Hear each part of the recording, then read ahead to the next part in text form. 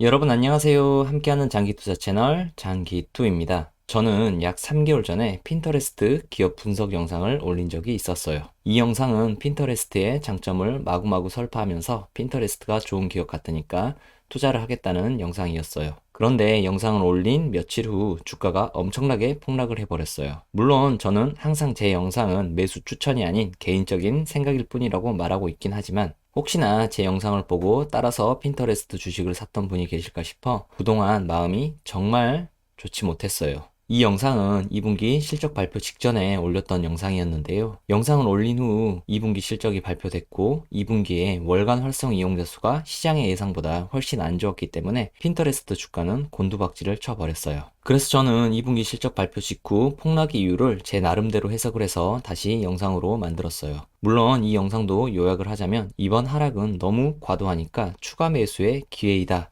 라는 내용이었어요. 그 결과 핀터레스트는 제 계좌의 붉은 물결 속에서 나홀로 푸른 빛을 발하며 저에게 굴욕을 안겨줬었는데요. 그런데 솔직히 말해서 이 정도 매수 금액은 제 포트폴리오에서 1%도 안 되는 금액이고 이 정도 800달러 남짓의 손실은 아무렇지도 않은 정도이긴 해요. 저는 올해 열심히 주식을 한 결과 제 연봉보다는 많은 수익을 얻었으니까요. 그럼에도 저는 행여나 구독자님들께서 제 영상을 보시고 핀터레스트 매수 결정을 하신 분들이 계셨을까 봐서 마음이 너무 무거워요. 잘못된 예측을 해서 정말 죄송합니다. 그럼에도 제 과오를 외면하고 싶지는 않기 때문에 얼마 전 발표한 핀터레스트 3분기 실적 분석을 해보도록 할게요. 일단 이번 분기 실적을 요약해서 말씀드려 볼게요. 이번 분기 non-GAAP EPS는 0.28달러로 시장 예상치보다 0.05달러 높은 수치였고 GAAP EPS는 0.14달러로 시장 예상치보다 0.06달러 높은 수치였어요. 참고로 GAAP EPS는 세금 계산에서 사용하는 공식적인 회계지표이고 non-GAAP EPS는 비공식적 회계지표로서 감가상각이나 스톡옵션 같은 일회성 비용을 제외한 EPS라고 생각을 하시면 될 것 같아요. non-GAAP EPS가 비공식적 회계지표이긴 하지만 한 기업에서 항상 제외하는 항목을 항상 일정하게 제외하고 발표를 하기 때문에 기업이 순수 영업활동으로 벌어들인 수입의 추세를 알아보는 용도로서는 유용하다고 볼 수 있어요. 아무튼 EPS는 시장의 기대치를 상회하는 좋은 결과를 달성했네요. 그리고 매출은 전년 동기 대비 43% 성장한 6억 3,293만 달러를 기록했고 이는 시장의 기대치를 183만 달러 상회하는 좋은 결과였다고 볼 수 있겠네요. 다만 지난 분기 가이던스에서 밝혔듯이 월간 활성 이용자 수가 4억 4,400만 명으로 전년 동기에 비해서 정체가 되었고 미국 내 월간 활성 이용자 수는 10% 감소하는 충격적인 결과를 보여줬어요. 그럼에도 실적 발표 직후 주가가 4% 가까이 올랐는데 이는 지난 분기 가이던스에서 이미 밝혀진 리스크라서 주가에 이미 반영된 부분이라고 해석을 하면 될 것 같아요.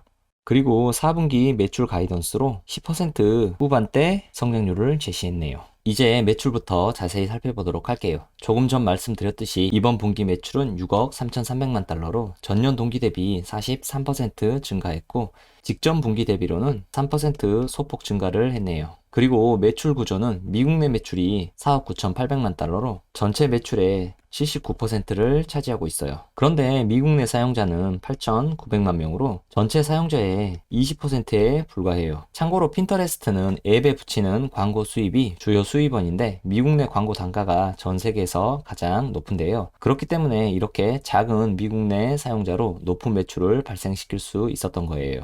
그래서 그만큼 핀터레스트에게는 미국 내 월간 활성 이용자 수가 중요하다고 할 수 있어요. 그런데 이번 분기 미국 내 월간 활성 이용자 수는 전년 동기 대비 10% 가까이 줄어들어 버렸다는 점이 이번 실적에서 가장 불안한 요소로 볼 수 있겠네요. 그런데도 주가가 떨어지지 않고 오히려 올랐던 이유는 조금 전 말씀드렸듯이 이미 지난 분기 가이던스에서 이번 분기 월간 활성 이용자 수가 정체되거나 감소될 것이라고 밝혔기 때문이에요.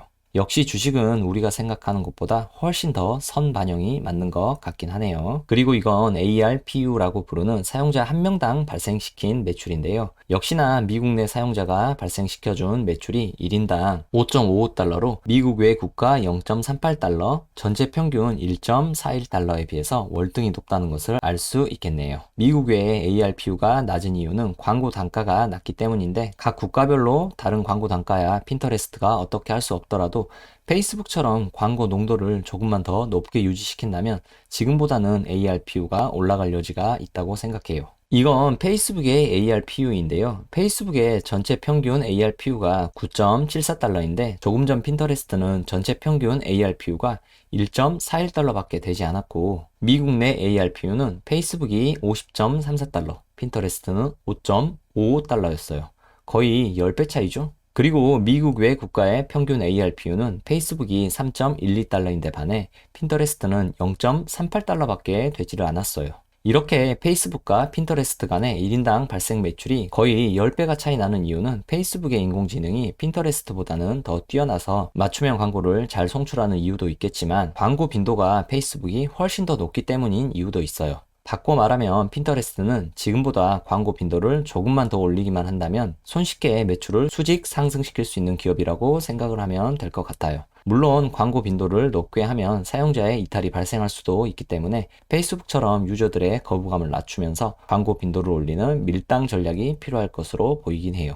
그래서 핀터레스트의 낮은 ARPU를 나쁘게 생각하면 수익성이 낮다는 것으로 해석할 수 있겠고 저처럼 좋게 해석을 하면 손쉽게 수익을 올릴 수 있는 여지가 남아있다고 해석을 할 수도 있어요. 이건 핀터레스트의 각종 영업 비용을 나타내는 자료인데요. 코스트 오브 레비뉴, 그러니까 매출 원가가 일정하게 유지되는 것으로 봐서 지금의 핀터레스트는 이제는 손익분기점을 넘기 시작해서 매출이 오르는 만큼 실제 이익으로 연결되겠다는 것을 예상할 수 있겠네요. 조금 더 세부 항목으로 살펴보면 연구개발비도 일정하게 지출되고 있고 세일즈 앤 마케팅 비용이 오르긴 했지만 매출 대비로 보면 일정한 비율로 지출되고 있고 일반 관리비는 오히려 줄어드는 모습이 긍정적인 부분으로 보이네요.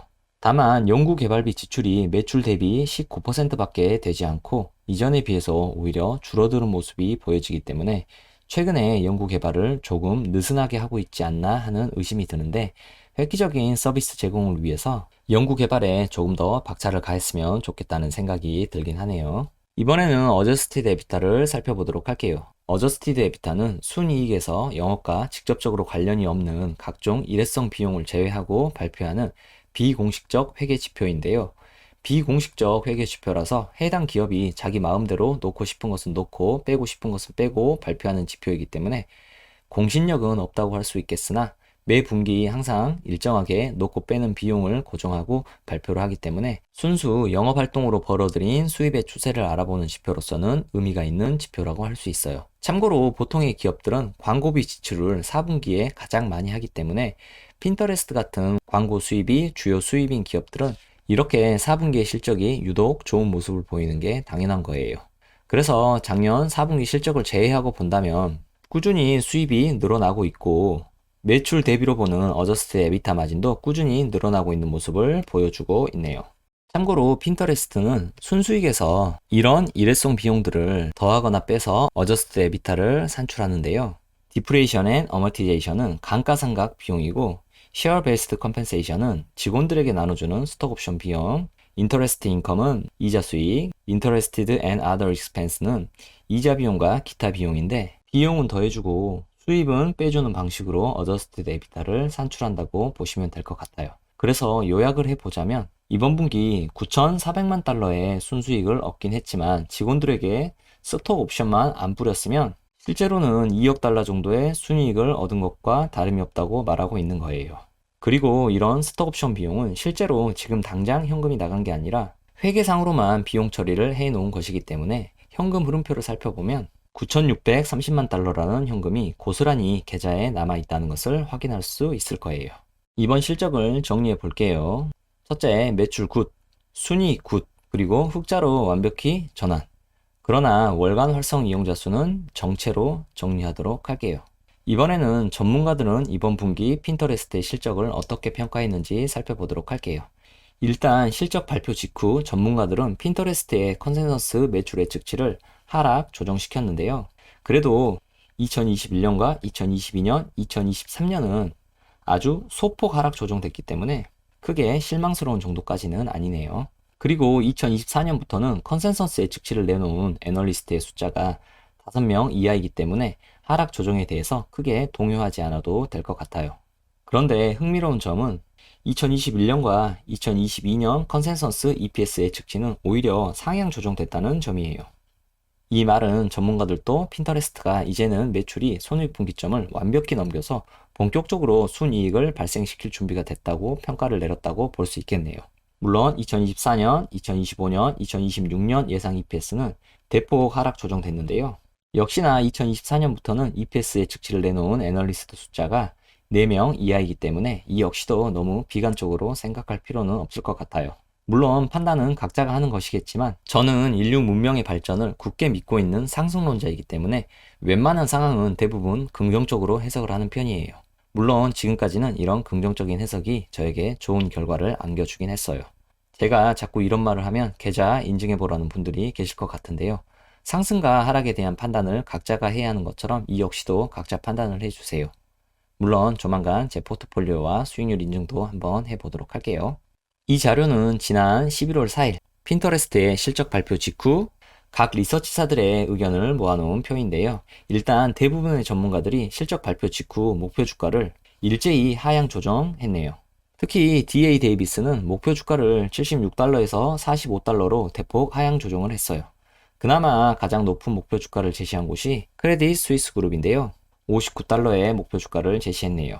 참고로 이렇게 전문가들이 발표하는 목표 주가는 특별한 언급이 없다면 향후 12개월 후의 목표 주가를 말하는 거예요. 이건 조금 전 실적 발표 직후 의견을 포함한 최근 3개월 동안의 전문가 의견을 모아놓은 자료인데요. 최근 3개월 동안 15명의 애널리스트들이 핀터레스트에 대한 의견을 제시했는데 이 중에서 4명은 매수 의견, 11명은 보유 의견을 제시했네요. 그리고 이들이 제시한 목표 주가는 최소 45달러에서 최대 73달러로 평균 57달러 정도가 나왔네요. 이제 제 생각을 말해 보도록 할게요. 제가 썸네일에서 핀터레스트를 손절하겠다고 밝혔는데요. 사실은 조금은 어그로성 썸네일이긴 해요.